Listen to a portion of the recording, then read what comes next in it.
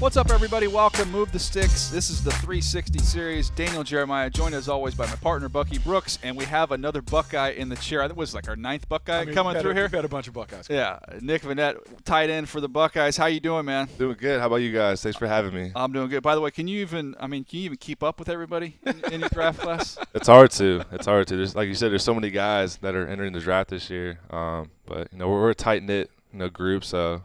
We just like to check in with each other and see how everyone's doing. I envisioned this text chain, right? It's like 14 Buckeyes back and forth. Like, where were you today? I was with the Jets. How about you? I was with the Rams. How was this? How was that? So, I mean, at least you have some guys you can talk to about going through the process. Have you guys been kind of communicating through this whole period? Yeah, absolutely. And, for me, Jeff Hireman, he went through this whole process a year ago. And, I've been talking to him and kind of, learning from his experiences to help prepare me, for what I'm going through, and he's been great. He's been great support, and just all the guys who who went through this a year ago, just trying to figure out how was the combine like, how are these visits, what do I need to expect to help prepare myself for it. So I've definitely used them as resources. Obviously, you guys won a lot of games at Ohio State, winning program, championship program. How do you think that experience is going to help you be a really, really good pro at the next level?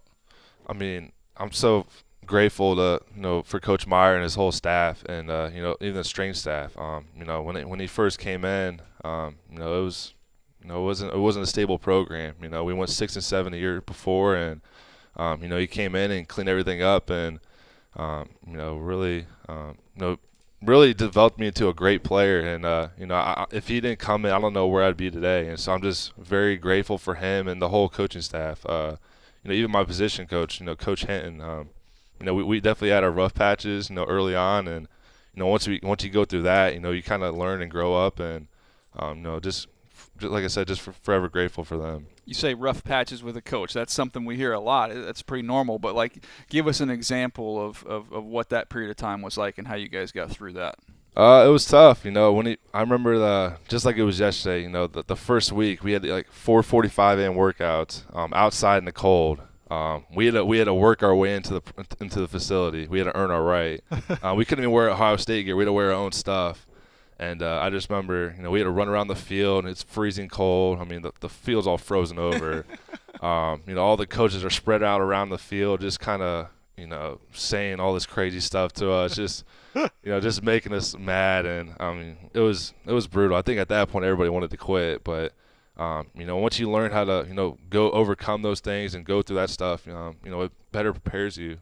And it kind of show me how to have a work ethic, and how to be mentally tough. And like I say, if I never had to go through that, I don't know even if I'd be here today, just because it gave me the right mindset. Bucky, that's changing the culture.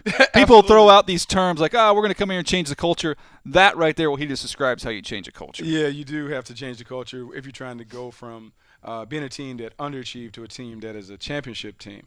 And thinking about your mindset, you talk about the mindset that you had to take to not only play at Ohio State, going into the combine.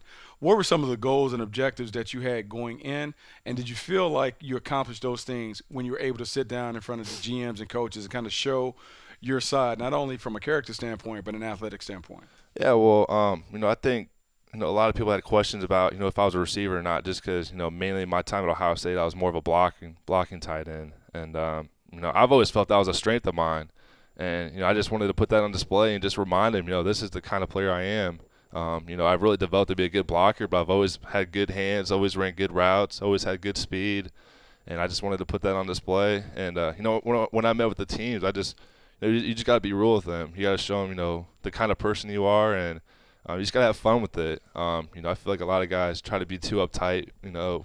They get overwhelmed with all the personnel that's right in front of them. But I look at it as, it's just a lot of fun. It's how many guys get to go through this experience and process, and you just got to have fun with it. And I have no regrets with my process, making that transition to the draft. You talked a little bit earlier about Jeff Hireman being able to help you through this process as somebody that's played the position, same school, same meeting room with you, and has gone on to the NFL.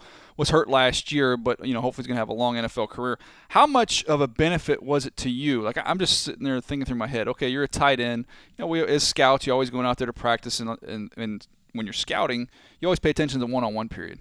Now you're getting a chance as a tight end. You're going up against linebackers like Darren Lee and Josh Perry. You're going up against safeties like Von Bell, who can really, really cover. You've got Tyvis Powell, another safety that's going to get drafted. Maybe Eli Apple comes in there and gets some reps. How much has that talent on the practice field benefited you and made you a better football player as you march towards the draft? Oh, it's been great. I mean, people always ask me, who's the best player you've gone against? And I always name players on our team just because I feel – I'm going against better players in our practice than we are in the games. And that's why I've always felt like the games were so easy for us just because, we have such great talent. We recruit so well at Ohio State, and we have such great players that you go against them every day in practice, it's going to make you better because you're not going to face those good of players in the games. And, it definitely – once you go against them every day, it definitely makes some good strides. Who's the best cover player you go against in practice? No, Von's pretty good. But after, like I say, once you go against them every day, they start to figure out the offense and the plays. He knows, like, when I get a certain amount of depth, if I get like 10, 12 yards, I'm always gonna run in or a corner. So he's pretty much had to figure it out. So after a while, he kind of he got pretty good, but it's fun going against them because, like I said, it made me a whole lot better, and I'm giving them a good look, they're giving me a good look. So. Well, I'm going to let Bucky throw some tape up here, Bucky, and take a crack at evaluating Nick here. We'll see if you agree with our assessment here with my man Bucky, or what some things that are your strengths as well as something you can work on. What we got here, Buck? No, we got a little scramble play. Look, we talked about his hands and how he catches the ball really well. For tight ends in today's game, you have to have versatile players, guys that can catch it out the backfield, but also give you a little something as a blocker. Before you came in, Daniel, we talked about this pick play, being able to put the ball in the paint. For so many teams, you're always looking for a tight end that can do so much. Line up outside, line up inside, block, catch. I thought you did all those things in a very, very solid fashion. The only thing that we talked about this a little bit before we came on air, separation. The big thing in the league is learning how to create separation, mastering all the little tricks of the trade that allow you to separate from those defenders that kind of grab on you. That'll be the thing that will determine whether you have a tremendous amount of success as a pass catcher or if they kind of cast you into that blocking role, and no one wants that because they want to get What would you say, though, Nick? Something, you put a lot of pride, I know, in your blocking, and I know it can be frustrating at Ohio State. There's so many mouths to feed with this offense that the numbers are not going to wow you for anybody across the board because the ball just spread around. But what's an area you would say right now, this is what I do best right now, and this is an area that you've been working on really trying to improve? Like I said before, I've always felt a strength of mine was my receiving abilities. My hands, I'm going to catch anything that's near me. And, I show that on my film and, in the games. I think this year, I think in 2 years combined, I only dropped like 2 passes. Mm-hmm. And my blocking wasn't really there because I wasn't really asked, to do a whole lot of that, because I had Jeff Hiram in front of me. He was more the blocking tight end. Mm-hmm. I was more the receiving. So we made a pretty good duo, together. And once he moved on, I knew that was a big part of this offense. When you have a running back like Zeke Elliott and an offensive line that we do, I had to step up my game. I didn't have a choice, and that's something I put effortless time into.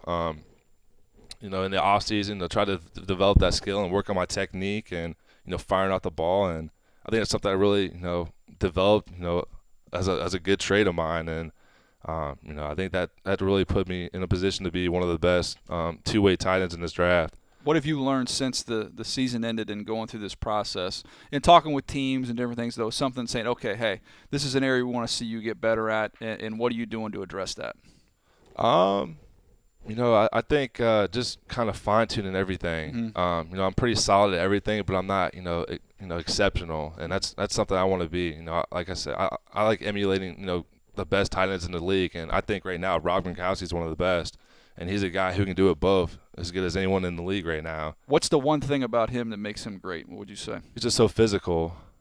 He's just a big body dude, and he just goes and attacks the ball, and when it comes in the run game, he's a physical blocker. I just like to play. I like the way he plays the game, and that's who I want to emulate myself after.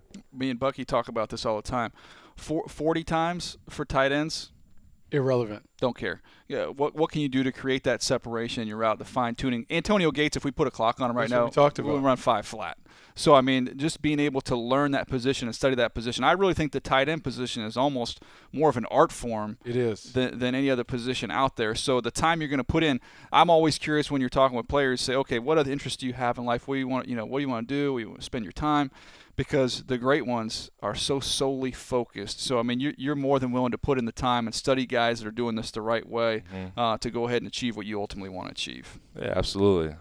It's not my goal just to be here for 3 years and get out of the league. I want to be here as long as I can, and I'm willing to put the time and effort into it to achieve that. And my goal is whenever I step in the locker room day one, I'm gonna study the veterans and pick from their brains and figure out, okay, what did he do to that's kept him here for so long, and just doing what I can just to better prepare myself and hopefully stay in this league for as long as I can.